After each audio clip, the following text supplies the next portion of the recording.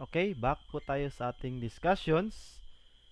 So, what are the things we should know about photo editing? Okay, first, number one is we will open image, then crop image kasi dito na tayo sa step by steps kung paano gagawa ng 2x2 ID pictures at saka tarpaulin design.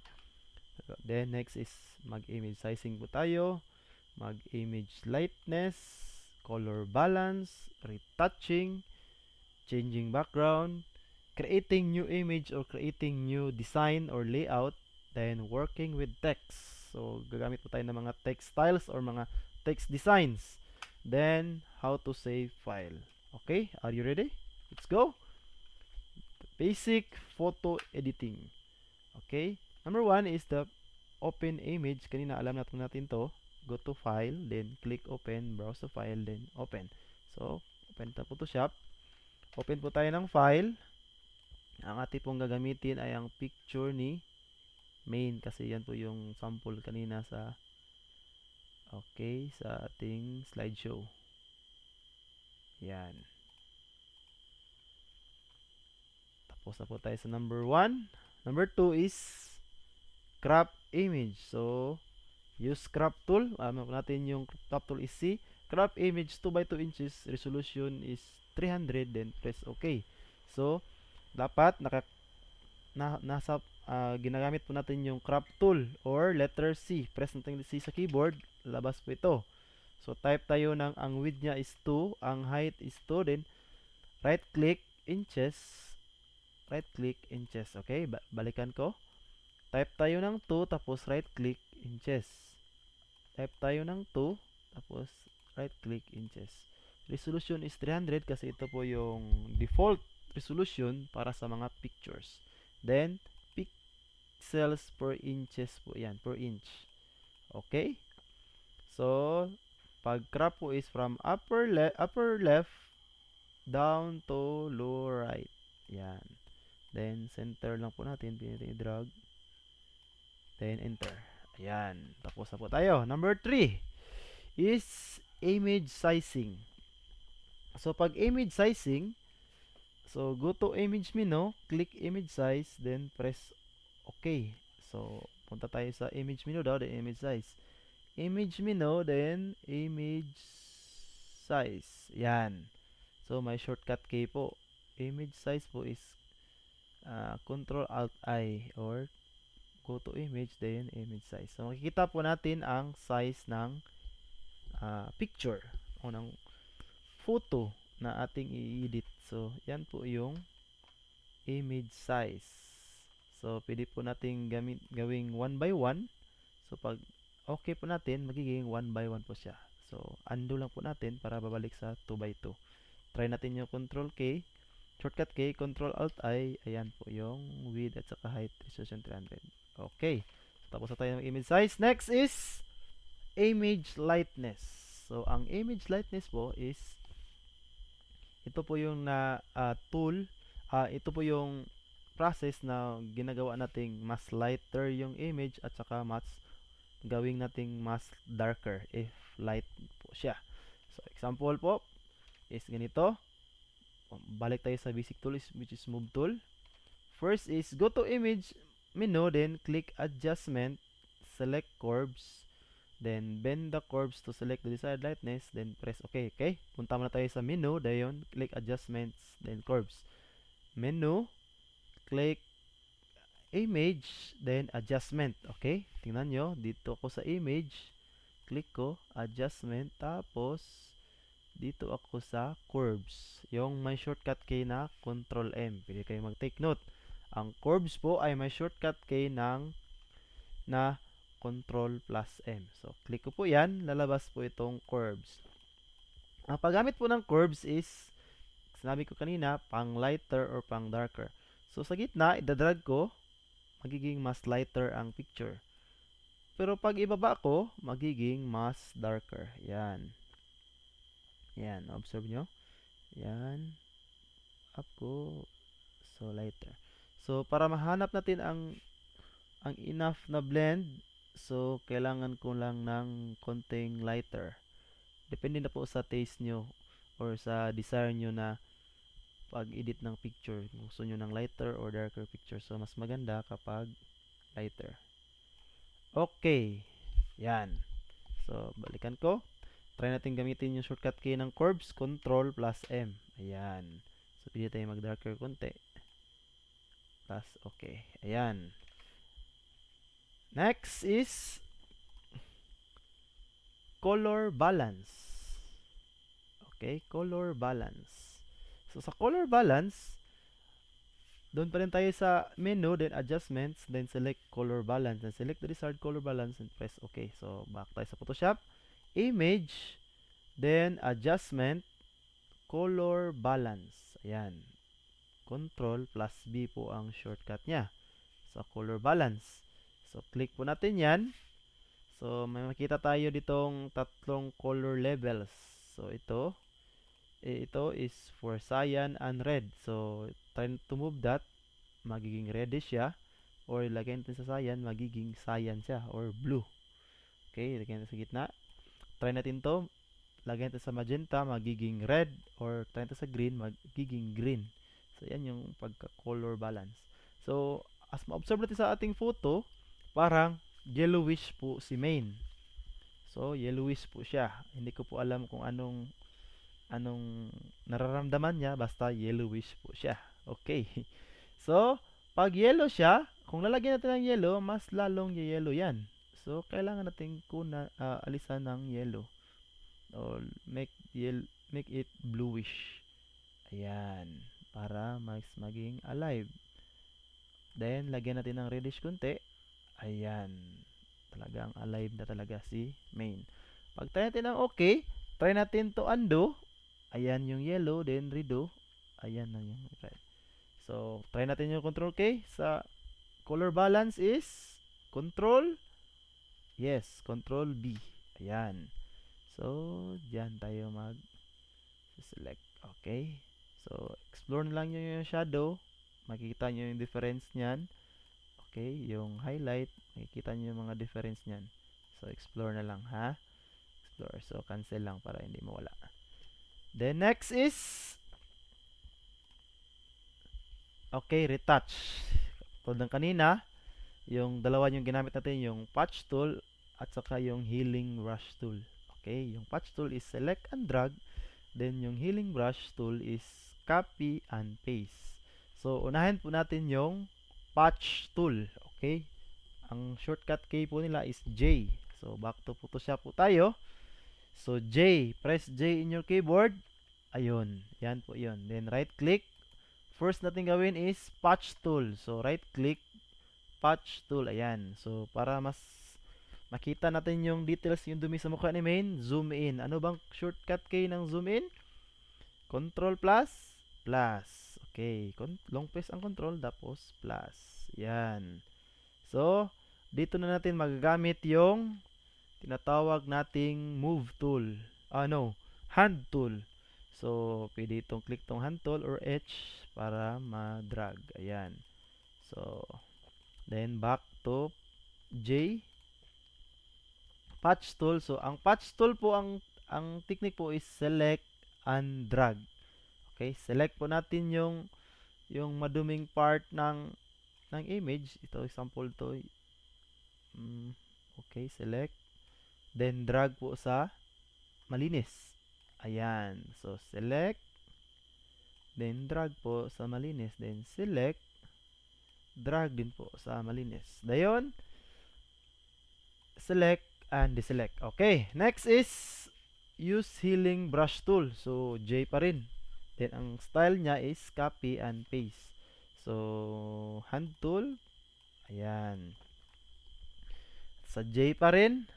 Right click natin hanapin natin yung healing brush tool. Sorry. Healing brush tool. Okay. So, change natin yung diameter ng konti. Ayan. So, sabi dito, copy and paste. So, pag copy, long press nyo yung alt sa keyboard dito sa malinis na part ng mukha. Then, left click nyo lang. Okay, nakakopy na po tayo. Then, paste nyo lang. Click nyo lang dito. Left click din. Ayan. Ayan. So, tapos na po tayo sa healing brush tool. Next, sa retouch, next is changing background. So, in changing background, there are two ways. First, we must remove the background. Okay? Remove the background. Then, second is applying color background or lagay tayo ng design sa background. So, in removing background, we can use pen tool. Yung sinabi ko kanina, click and click, then drag. Then, use magic wand or eraser tool. So, first is mag-remove tayo ng background ni main. So, anong gagawin natin? Next is zoom out, control at saka minus. Okay. So, change pane. Ayan. Move tool. Ayan. So, gagamit tayo ng pen tool or magic wand or anong mas maganda. Kapag ganitong may kulay ang background, anong gagamit? Pen tool. So, pen tool tayo. Pwede din magic wand. So, mamaya, ang gusto ko is magsi-selfie kayo. Take na ng picture ng sarili nyo, tapos ang background nyo is dapat white, tapos yung dress nyo is darker. Katulad nito, lighter po ang background, pwede na po tayong gumamit ng magic wand. Okay? Magic wand. Ayan, masiselect na po niya. Ayan. So, dito po tayo sa add to selection dapat. Okay? Magic wand, add to selection. Kasi, malinis po yung background niya. Okay? So, then, double click para ma-unlock yung photo. Then, delete. Yan po yung pag-alis ng background. Then, select, deselect. Or, kung hindi talaga kaya, gusto talaga natin gumamit ng pen tool, undo natin. Okay? Undo. Then, gamit tayo ng pen tool. Pen tool, or letter P. So, right click, pen tool, tapos ito yung gamitin natin yung path. Okay? Pen tool P, pen tool, tapos path. So, zoom in, control plus plus. So, click and click, click sa gitna, drag. Ayan. Click, okay na yan. Zoom out, zoom in balik. Click, click and drag. Okay, click, click and drag. Click, click and drag. Click, click and drag. Yan. Click, click and drag. Point, point and drag. Point, point and drag. Yan. Zoom out po tayo. Then, i-select natin ang background. Then, right click. Okay, right click na po. Pagkatapos nito na-select na ang background or ready na for selection, right click tapos make selection. Okay? So, pagkatapos mag-right click, pagkatapos mag-select ng para preparation for selection sa background, right click po dito sa picture, then make selection. Okay? Then reduce is 1. Okay, then click OK. Dayon, next natong buhaton is unlock the image. So, double click the image. Okay, then delete. Okay, then select and deselect. Ayan. Naka-remove na po tayo ng background. Then, applying color background. Go to layer tab, then new fill layer. Click solid color. Select desired color, then press OK. So, apply po tayo ng background. Move tool muna tayo. Then, go to layer. Okay. So, paglagay ng background, pwede tayong gumamit ng marquee tool. Select natin itong lahat. Tapos, layer, new fill layer, then solid color. Yan, then okay.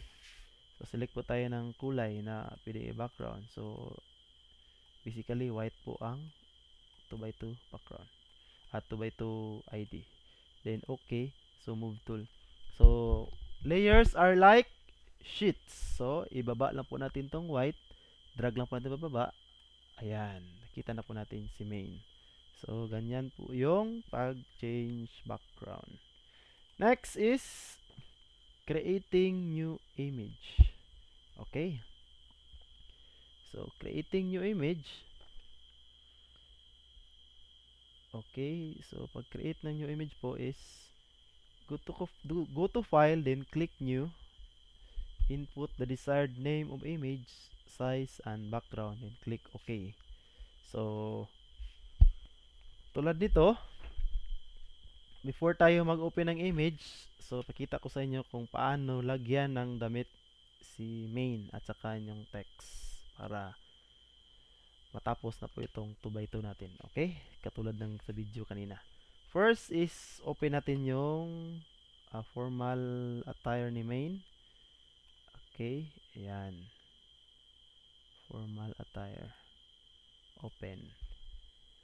So, nandito na po yung drag layer. Change pane tayo or window arrange. Yan. Horizontal. So, i-drag po natin to. Yan. So, close natin. So, change pane FF lang. So, move tool. Move natin tong dress. Yan. So, pwede natin i-move si main. Para, ayan. Ayan. So, may damit na po si main na formal. Then, use marquee. Then, select, drag lang. So, ganyan. Lagyan natin ng white. So, pwede dito. Solid color. Yan. Pwede ding dito sa layer. Okay, okay na yan. Then, next is text tool. So, T. Yan. Yung text tool. So, select natin yung black. Tsaka, parang malaki lang ito. Sabi dito, ano lang, 12. Okay, tapos, Arial. Arial. Yan. Click natin sa gitna. Tapat nakasenterize lang. Depende na po sa gusto nyo. Example is main. Mendoza. Tapos, move tool. Ayan. I-move natin yung text. Transform. Click sa taas. Yan. Tapos, gamitan ng shift. Mas maganda pag may alt para sabay. Ayan. Tapos, enter. Yan. Pwede po natin ma-change yung kulay at saka boldness ng text. Kailangan pa natin kumanta sa window. Tapos, character. Ayan. So, click po natin tong bold. Pwede narrow bold. Pwede bold lang po. Depende na sa inyo. Ayan. So, yan na po yung ID natin. So, let's save. Save po tayo sa file. Then, save. Okay, Control S. The same na rin sa ating ginagamit namin sa Word. May Control S po din yung save. Okay. Tapos, gawin nating my example. Kasi picture nyo to eh. So, example picture ko. My 2x2 ID. Ayan. So, dapat ang format is default Photoshop para pwede pang ma-edit for the future. Save. Then, okay. Then, go to file. Save as. Okay. Save as tayo. Then, itong file name, huwag ninyo na i-change. Okay na yan. Yung format na ang i-change natin. So, click na itong arrow nito na ito. Hanapin natin yung JPEG. Click ang JPEG. Okay, tapos save. Then, take note, dapat 12 po ang quality at saka naka-maximum then baseline. Okay? 12 maximum baseline. Then, okay. Yan. Naka-save na po yan doon sa folder na nilagyan natin. Okay, next. Number 8 is creating new image. So, go to file, then click new. Input the desired name of image, size, and background. Click OK. So, change the pane, drag the picture to the image. So, ito pong creating new image. Dito na po tayo papasok sa creating tarpaulin design. Okay, new image. Yung new image is magagawa tayo ng new na image na which is our own design. So, go to file daw. Tapos new. Okay, Control N ang shortcut key. So, file, then select new. Yan. Ang gagawin po natin ngayon is gagawa tayo ng tarpaulin which is the dimension of 2x4 feet tarpaulin design. So, first is dito tayo sa size, sa width. So, may nakita tayong pixels. Change po yan to inches. Okay? So, automatic po ang height din mag-change. So, gagawin natin tarpaulin is 2 by 4 feet landscape. So, kung landscape, ang height po ng tarpaulin natin is 2 feet. So, 2 feet convert to inches is 24. Tama po ba? Then, 4 feet 2 inches is 48. Okay. So, 24 by 48 po ang dimension ng ating tarpaulin. Then next is, bakit po sir 72? 72 po kasi yan po yung minimum resolution ng tarpaulin. So, matagal-tagal din po ako before ako naging teacher, naging graphic artist po ako sa maraming malalaking mga tarpaulin printing companies. So, ito po yung minimum resolution na gagamitin natin para hindi lalong bumigat ang file na ating gagawin. Then color mode is for the basic lang po, para mag-view po natin, gamit po tayo ng RGB. Okay? So then okay. Ito na po yung layout natin na 2x4. So ito po yung dimension. So anong gawin natin? Lagay po natin itong picture natin, or example picture ni main. So change pane or window arrange horizontally. Yan. So ayan po yung picture ni main. So dapat po yung picture ni main at yung dress niya is naka-merge. So paano po ba i-merge? So click nyo lang yung dalawang image o yung picture ni main, tapos long press yung control, click nyo yung form attire. So dalawa na sana select. Then right click, merge layers. Okay? Yan. Naka-merge na po siya. So, ida-drag na po natin si main sa ating layout. Then, change pane. Ayan. Transform. Click to sa right, upper right. Ayan, lalabas yung dimension niya. Tapos, shift. Mas maganda kapag may alt. Kasi sabay. Tapos, drag na natin dito sa baba para maggawa tayo ng design. Then, enter. Ayan. The next is, lalagay po tayo ng background. Okay? So, sir, may white background naman. So, okay lang yan. Gagawa tayo ng background para may magandang design pong output ng ating magagawa. Okay? Open po tayo ng background. May downloaded po background po ako. Ayan. Open ko lang. Ayan. So, arrange ko naman. Ayan, drag ko po yung background sa layout ko. Pwede na po natin i-close si main kasi na-save po yan. Pwede na pong yes or no, depende po sa inyo. Okay. So, transform ko lang po yung background. Ganyan. Then, enter. So, layers are like sheets. So, drag lang po natin ito baba. Ayan. So, ayan. Next is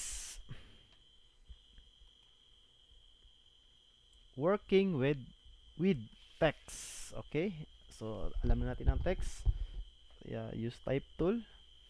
So, click to desired location of text and type.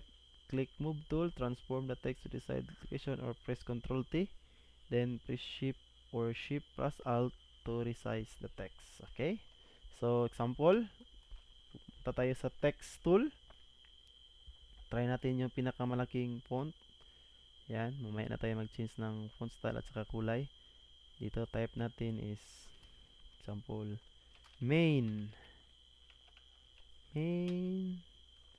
Mendoza. Then back to move tool. Then sabi dito, para ma-transform daw, shortcut key niya is Control plus T. So Control plus T. Yan, transform. So drag natin. So mali-deform kapag walang shift. So shift.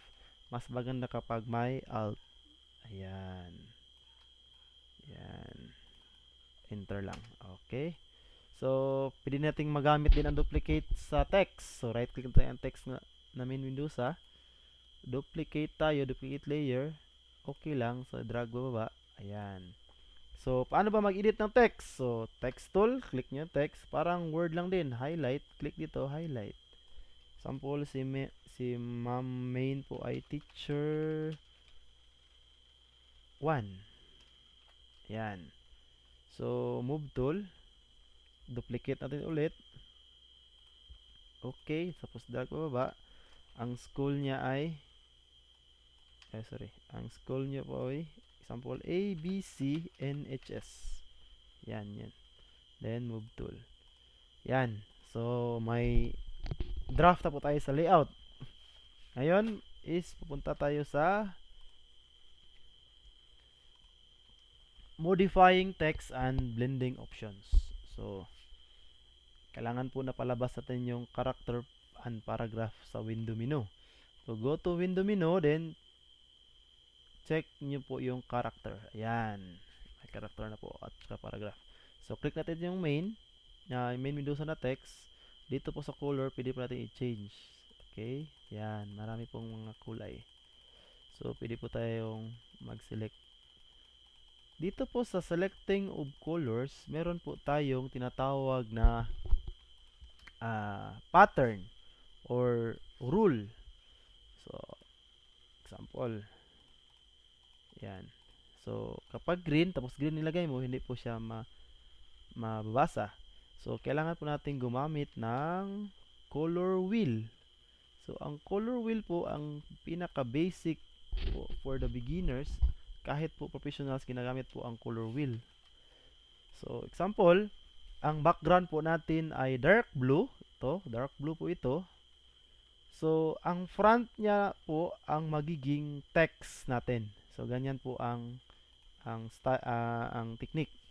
Pwede pong yellow or darker yellow or orange. Basta front niya lang po. Okay? So example is ang background natin is orange, ito, lighter orange. So ang text po natin is sky blue, blue or green. So ganyan po. Since ang background po natin, ang background ko po ginamit is green, ang text na gamitin ko is red or orange or pink. Okay? So back tayo sa layout. Yan. So ano yan? Green, red, pink or orange. So try natin ang orange.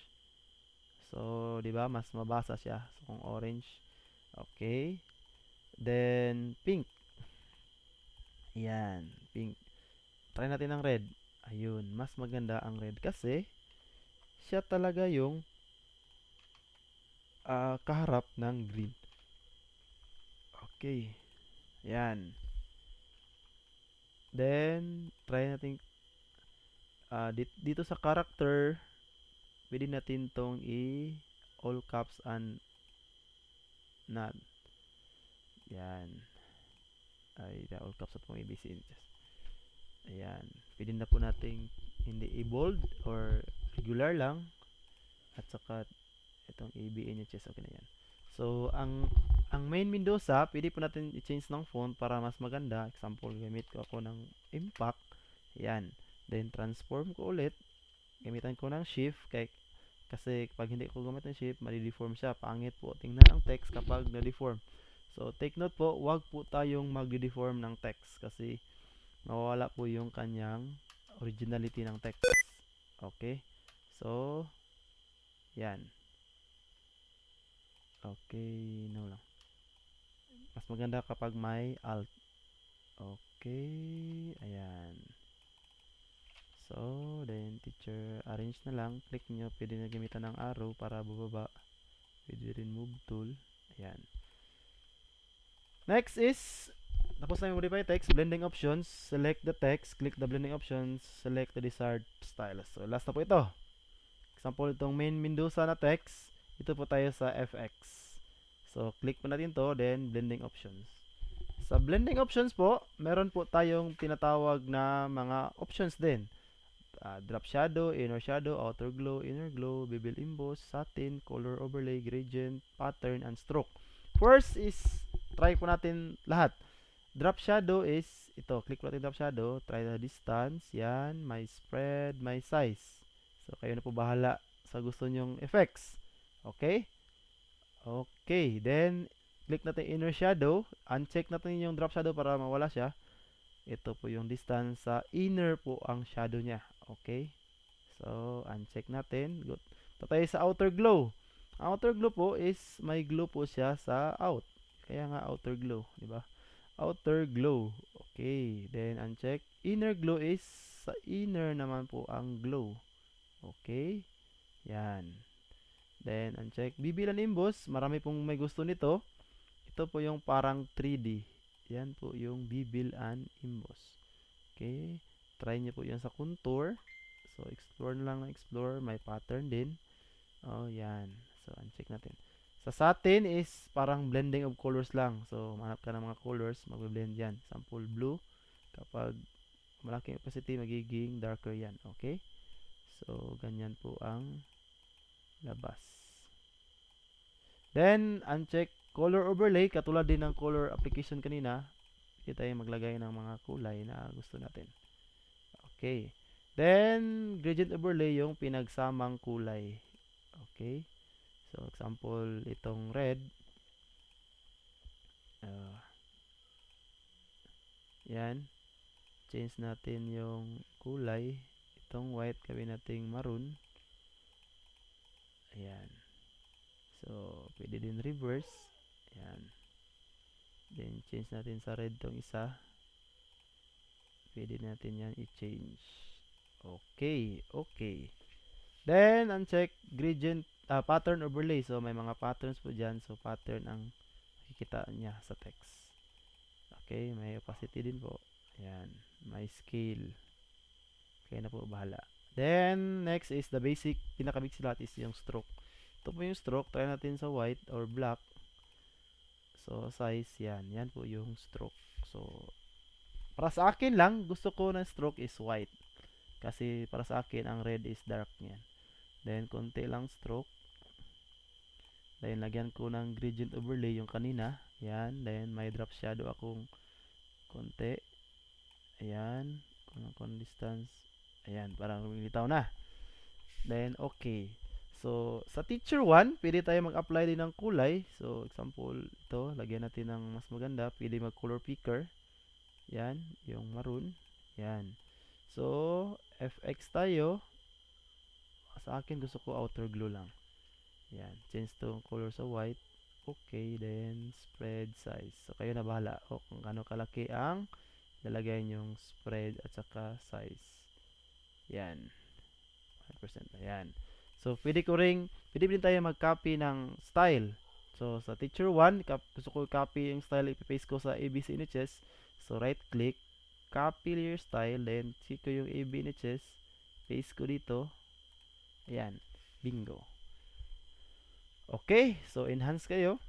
Pwede nyo adjust yung picture, yung text, baba nyo yung konti. Enhancement. Ayan. So, okay. Save na po tayo.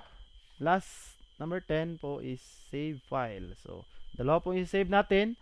Yung PSD file at saka yung JPEG file. So, ganito po pag save. File, save. Example, kung kayo ay batch 1 or batch 2, example batch 1, B1 underscore, mas maganda po paglagyan natin ng complete name.